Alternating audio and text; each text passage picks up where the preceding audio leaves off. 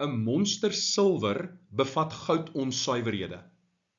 Tydens suiwering deur middel van elektrolise word die onsuiwer silwer as elektrode gebruik. Watter een van die volgende is die beste keuse as anode en katode vir hierdie proses?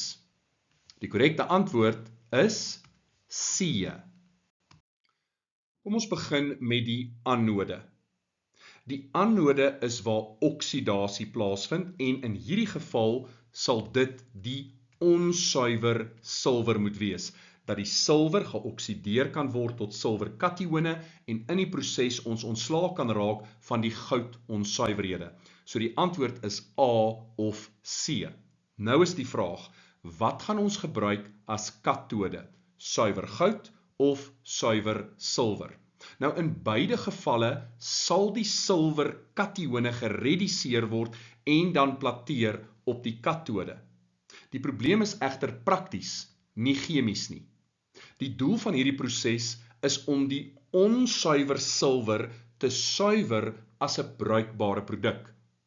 As jy goud as katode gebruik, kry jy nie 'n suiwer silwerstaaf nie.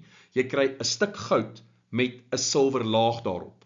Daarom gaan ons gebruik maak van suiwer silwer as katode sodat ons eindproduk slegs uit silwer bestaan. En dit is C.